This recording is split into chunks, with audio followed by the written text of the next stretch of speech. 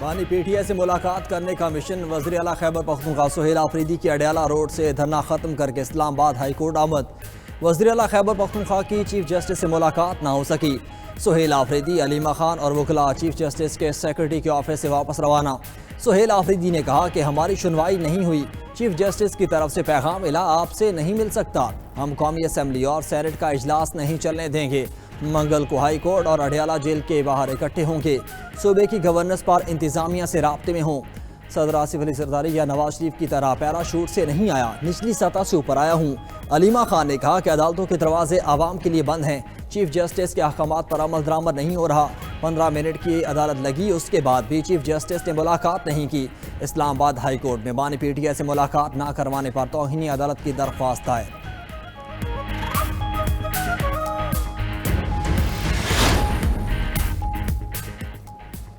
جب تک وفاقی وزیر بانی پی ٹی آئی سے ملاقات کے جواب نہیں دیں گے، اجلاس نہیں چلنے دیں گے۔ علی ظفر کا سینٹ میں اظہار خیال، اس حوالے سے اسپیکر قومی اسمبلی سے بات چیت کی ہے، ملاقات کر کے اس معاملے کا حل نکالتے ہیں۔ چیئرمین سینٹ کا جواب، سینیٹر راجہ ناصر عباس نے کہا پوری رات وزیر اعلیٰ کے بھی بیٹھے رہے، ملاقات نہیں ہونے دی گئی۔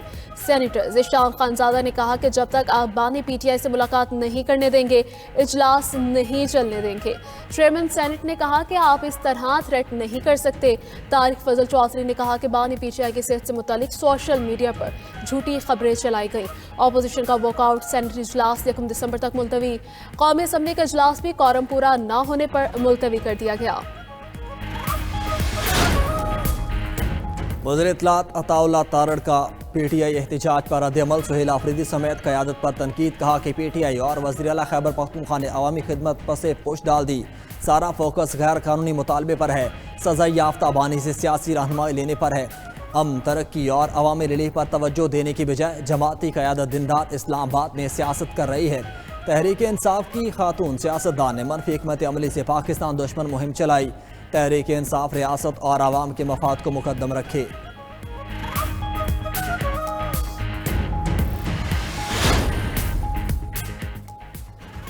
وائٹ ہاؤس حملے میں زخمی امریکی نیشنل گارڈز کی خاتون اہلکار چل بسی 20 سالہ سارا بیکسٹرام کا تعلق ویسٹ ورجینیا سے تھا۔ دوسرا زخمی اہلکار تشویشناک حالت میں زیر علاج، حملہ کی حالت بھی تشویشناک۔ وائٹ ہاؤس میں حملے کی تحقیقات میں تیزی، ایف بی آئی کا ملزم رحمان اللہ کے گھر پر چھاپا، موبائل فون، لیپ ٹاپ اور آئی پیڈ سے ضبط کر لیے گئے۔ ملزم کے رشتہ داروں سے بھی پوچھ گچھ جاری۔ ملزم رحمان اللہ لکنبال افغانستان میں امریکی افواج کے لیے کام کرتا تھا۔ افغان شہریوں کے امیگریشن کا عمل غیر معینہ مدت کے لیے معطل، تمام درخواستوں پر کارروائی روک دی گئی۔ بائیڈن دور میں آئے تمام پناہ گزینوں کی جانچ پڑتال ہوگی۔ امریکی صدر ٹرمپ کا خاتون نیشنل گارڈ کی موت پر اظہار افسوس، میڈیا سے گفتگو کرتے ہوئے ٹرمپ نے کہا کہ ہمارے سیکیورٹی اہلکار ملک کی خدمت کر رہے ہیں، غیر قانونی تارکین وطن یہاں آ کر مشکلات پیدا کرتے ہیں، غیر قانونی تارکین سے نمٹنے کے لیے حکام سے بات چیت جاری ہے۔ ٹروتھ سوشل پر اپنے بیان میں ٹرمپ نے کہا کہ حکومت تھرڈ ورلڈ کنٹریز سے ہجرت کو مستقل طور پر روک دے گی تاکہ امریکی نظام مکمل طور پر بحال ہو سکے، غیر شہریوں کو تمام وفاقی مراد اور سبسڈیز ختم کر دی جائیں، جو تارکین وطن ملکی امن کو نقصان پہنچائیں ان کی شہریت منسوخ کر کے انہیں ملک بدر کر دیا جائے گا، جو غیر ملکی سیکیورٹی خطرہ یا مغربی تہذیب سے ہم آہنگ نہ ہوں انہیں ڈیپورٹ کر دیا جائے گا۔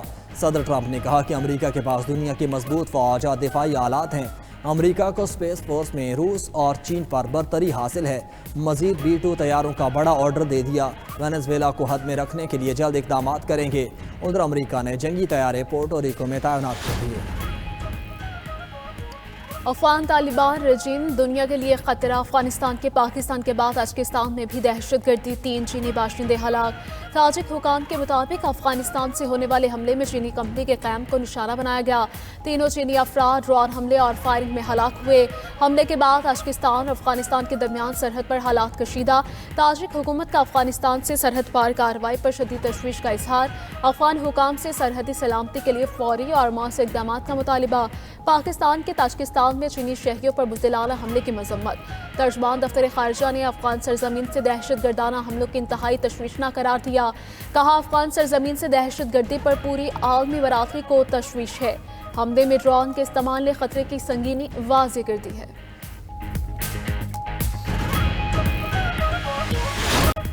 مریم نواز کی ٹریفک نظام میں بہتری کے لیے 30 دن کی ڈیڈ لائن۔ پنجاب میں کسی بھی گاڑی کا بار بار چالان ہوگا تو گاڑی نیلام ہوگی۔ قوانین کی خلاف ورزی پر سرکاری گاڑیوں کو بھی بھاری جرمانہ ہوگا۔ حادثات میں جام حق افراد کے اہل خانہ کو دیت فوری طور پر فراہم کرنے پر اتفاق۔ پنجاب بھر میں بس کی چھت پر سواریاں ختم، کریک ڈاؤن کا حکم۔ لاہور کی 5 ماڈل سڑکوں پر چنگچی رکشوں پر مکمل پابندی عائد۔ مریم نواز نے لاہور میں ٹریفک کی بہتری کے لیے 30 دن کی فیصلہ کن ڈیڈ لائن مقرر کر دی۔ مریم نواز نے کہا کہ لاہور سمیت تمام شہروں میں ٹریفک کے معاملات کو بہتر کرنا پڑے گا، کوئی امتیاز نہ رکھا جائے۔ خلاف ورزی پر ہر شخص کو جرمانہ دینا پڑے گا۔ ٹریفک پولیس کو آخری چانس دے رہی ہوں، اگلا موقع نہیں ملے گا۔ معاملات ٹھیک نہ کر سکے تو نیا ڈپارٹمنٹ بنائیں گے۔ ہر چیز ٹھیک کر دی مگر ٹریفک کا برا حصہ۔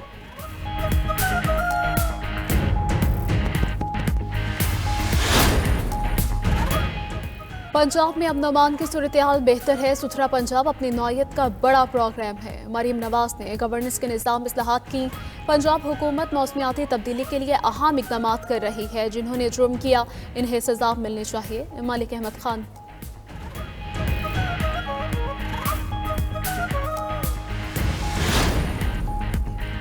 پنجاب کے مختلف شہروں میں فضائی آلودگی۔ لاہور کا دنیا کے آلودہ ترین شہروں میں دوسرا نمبر۔ شہر کا مجموعی ایئر کوالٹی انڈیکس 469 ریکارڈ کیا گیا۔ قصور، ناروال، شیخوپورہ اور دیگر شہروں کی فضا بھی آلودہ۔ سینئر صوبائی وزیر مریم اورنگزیب نے کہا، نومبر میں پہلی بار نیلا آسمان نمایاں طور پر دکھائی دیتا ہے۔ یہ سب عوامی تعاون اور حکومتی اقدامات کا نتیجہ ہے۔ اسموک پلان کے باعث فضائی معیار بہتر ہوا۔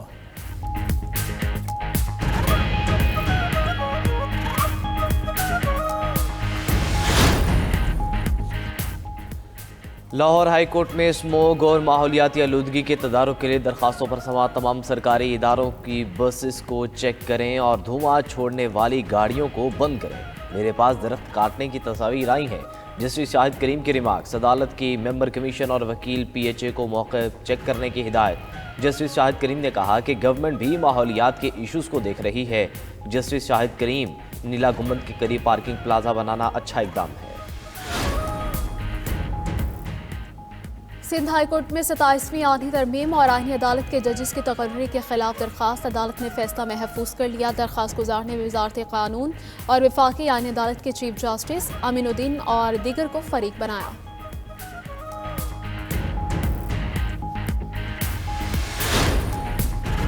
وزیر داخلہ محسن نقوی اور آسٹریلیا کے وزیر داخلہ ٹونی برک کے درمیان ویڈیو لنک رابطہ۔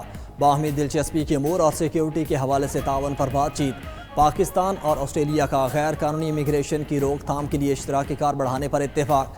پولیس اور پیراملٹری فورسز کے افسران کے لیے ٹریننگ پروگرامز کے آغاز کے حوالے سے بھی بات چیت۔ آسٹریلیا کی کرکٹ ٹیم کے دورہ پاکستان کے حوالے سے بھی تبادلہ خیال۔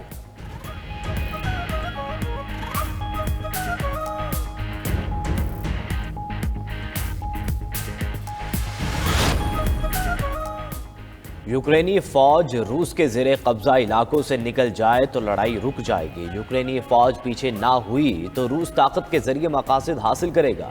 روسی صدر پیوٹن کا انتباہ۔ کہا، یوکرینی قیادت کے ساتھ دستاویزات پر دستخط کرنا بیکار ہے۔ یوکرینی صدر نے انتخابات سے پیچھے ہٹ کر اسٹریٹجی غلطی کی۔ ہم یوکرین کے ساتھ تصفیہ چاہتے ہیں لیکن اس وقت یہ عملی طور پر ممکن نہیں۔ روس یورپ پر حملہ نہیں کرنا چاہتا۔ یورپ نے روسی اثاثے منجمد کیے تو جوابی اقدامات کریں گے۔